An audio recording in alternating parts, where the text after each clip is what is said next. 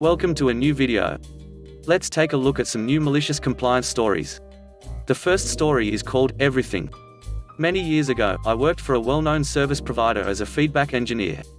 Every week we would receive thousands of feedback incidents and spam from multiple sources in several languages, etc. My job, on top of keeping an eye out for any spikes, was primarily focused on maintaining the technical side of things. This included a certain level of security access, as some feedback entry points gathered personally identifiable information that was also logged in the back end. Since no one else in the company wanted to learn how to read the data, I was also tasked with sending out a report on hot topics every Monday morning. I had no desire to do this manually, so I just ran a script that gathered the week's top actionable issues and sent it out to the teams. The company was never popular, but we were getting slammed back then, so mid-June, Joffrey from marketing was rebranded as the feedback manager. On his second day, Joffrey announced in a group email the equivalent of, "It's the process, not the product." He meant that it was not our bad products and services that needed improvement, but that the feedback was not gathered, analyzed and presented correctly. At first, I didn't take this personally. I figured he was new, and it was only natural to want to go over the process. I shot him an email introducing myself and sharing with him the last several reports, and a simplified version of how everything works in the back end.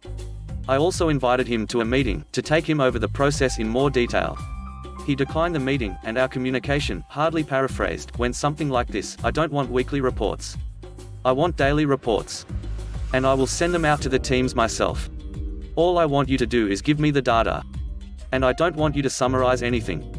I want everything we have on each feedback item. Everything you get. I want to see it. Some data is sensitive and cannot be shared outside of the tool. So it would be easier to request access to the raw data spreadsheets instead. We are also talking about around 4,000 messages a week, mostly, so what details would you like to report on for each? I don't need access to the tool. I just want to view all the comments.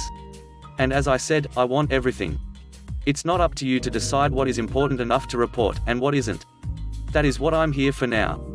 I was in a state of disbelief and asked, "So just to confirm, you want to receive an actual report with all the raw data for each feedback message we get as it comes in, instead of at least the clusters with only the actionable cells? For the last time, you don't get to decide what is actionable. Yes, I want individual reports on each and every piece of feedback we get, until I feel confident our feedback gathering process works, from start to finish. That is what everything means. I am also struggling to understand your reluctance to give me what I have now asked for the third time. It makes me wonder how diligent you have been in properly gathering and reporting this feedback. Please stop cutting corners, and do your job, so I can do mine." That last sentence was what got me into malicious compliance mode. First, I checked whether Joffrey had set up email alerts on his phone. He had not. Secondly, that Friday was July 4th, and I verified he was taking Wednesday and Thursday off. I expected he would only check his emails Monday morning, around the time the teams would expect to receive the weekly report. Then I spoke to some good friends over at the Information Security, who set me up with the permissions I needed to create a new system account and certain rules within my reporting environment. Finally, I spoke to Human Resources to make sure the vacation I had booked several weeks in advance was still logged, and set to work to create the framework for what I had in mind. Starting at 0:01 on Wednesday, every inbound feedback we got, spam and non-actionable included, generated an individual report. Since Joffrey wanted everything, I was not weeding out any of the potential personal pieces of information, so each report was encrypted and saved on the new, secure dashboard. The dashboard required a unique code, generated along with the report, to access it. An alert for each report, with the link to the said report and the unique access code, was emailed from a system account only to Joffrey. Each alert had do not forward permissions, meaning Joffrey would have to manually enter his email and each individual report's unique 12-digit code on the site for every single report he wanted to read. Upon entering the code, the report would automatically download the Excel sheet with the raw data to his system. Each sheet had between 100 to 200 different columns, with every single piece of information we gathered for each individual feedback item, regardless of how useful it was. Because not all the feedback entry points gathered the same data, there was no standard row for each type of information, meaning Joffrey would have to manually identify which row contained what type of information on each individual report. And it was 4th of July week, one of our busiest times of the year.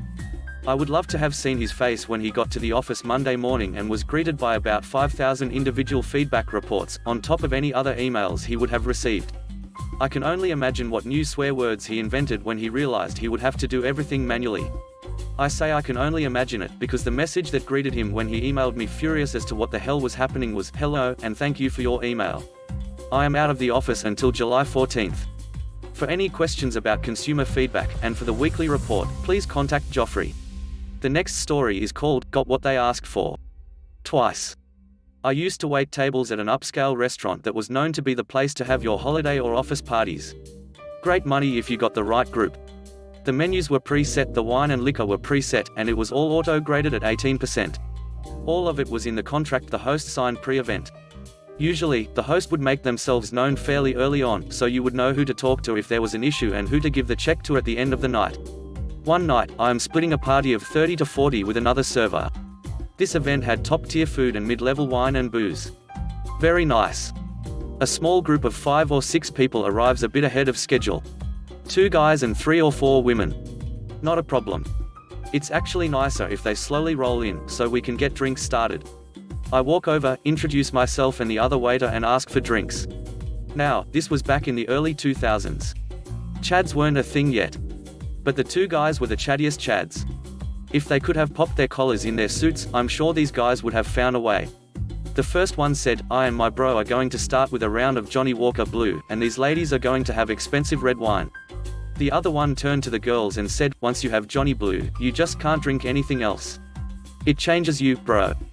I said, "If you like, I can put those on a separate tab." The event contract has Johnny Walker Black, but not Blue, and the red wine selection for tonight is a less expensive wine.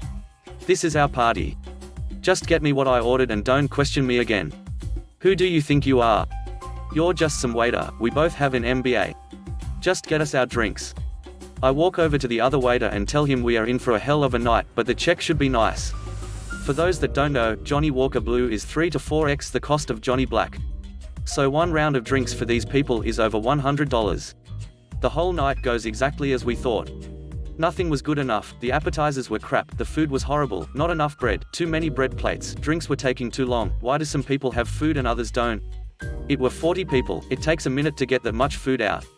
To make it worse, chads and the companions are all over the place, moving seats and making others move so they can talk to who they want. This makes serving hell because we did everything by seat number. Surprisingly, most of the table was normal. No entitled people and who knew that waiters are people too. They were impressed by the food, and graciously ordered the drinks that were in the contract. One older gentleman at the other end of the table from the chads apologized for their behavior, saying, they might have fancy degrees and good jobs, but you can't teach class. Loved that guy. Finally, they are winding down, and after drinking almost a full bottle of Johnny Blue along with all the other food and drinks, they have a very hefty check, and the other waiter and I are excited to get paid. We start picking up the dessert plates and asking for last drink requests. The nice older guy at the end of the table says to bring him the check. Not wanting any more interaction with the chads than necessary, I bring it to him. I tell him I can take care of it whenever and go about clearing the table. A few minutes later, he calls me over. Maybe there was a mistake in ringing up the drinks? There are almost $600 for Johnny Blue when the contract I signed only included Johnny Black. And there are some single glasses of wine that are different from what we agreed upon. No mistake, sir. That is what was ordered and drank. He is being awesome, and I feel bad. Why did you give the drinks to them when we clearly had a contract? I apologize, sir. They told me that this was their party, and since I was just a waiter, to shut up and do as I was told. So I did. I'm sorry, I took them at their word. I point them out and he calls them over. What follows was the singularly greatest chewing I have ever been witness to. He goes on about how he was doing something nice, but apparently, that wasn't enough. About how horrible their behavior was that night and how he is ashamed for them. But my favorite line was how you see a person's true colors in how they treat people that work for them, and they had shown theirs. Then he calls me back over. Apparently I thought this was my party. Guess I was wrong. This is their party and they will be taking care of the check. And up the gratuity to 25%. You earned it. He turns around and walks off, leaving the chads with the check. All in all, it was about $3,000. I have never seen 2 grown men look so defeated. The last story is called Appropriate Footwear.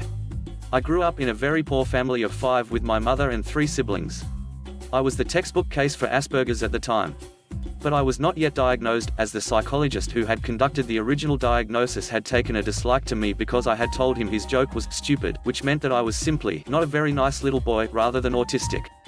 The teacher, who we will henceforth refer to as Mr. Wiggles after a particularly torturous punishment he loved to dole out during detentions, was an amazing and crazy man, stern to those who lacked discipline but even-handed and genuinely attentive to the needs of every student, as well as having a mean streak almost as large as his deliciously evil sense of humor. Cut to me, 13 years old, in my first year of high school in Britain and desperately autistic, completely without an understanding of the common social graces such as sarcasm.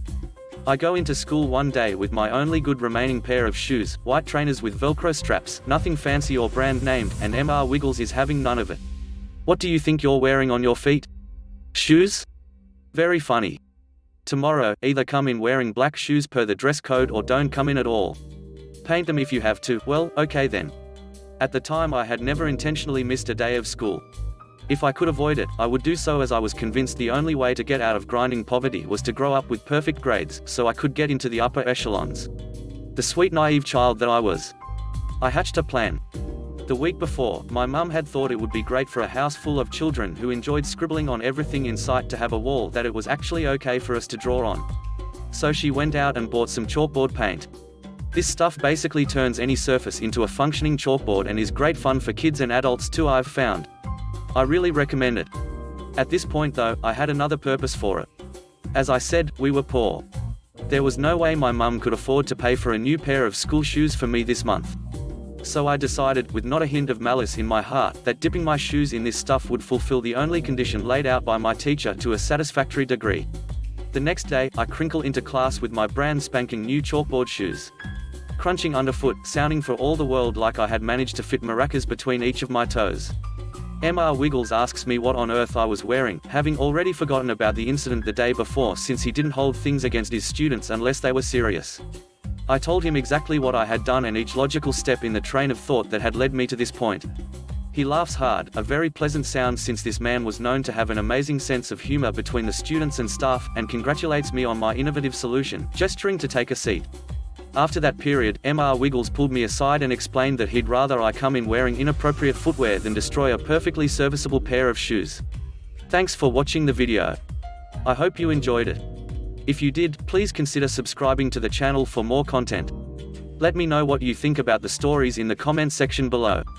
Have a great day. Bye bye.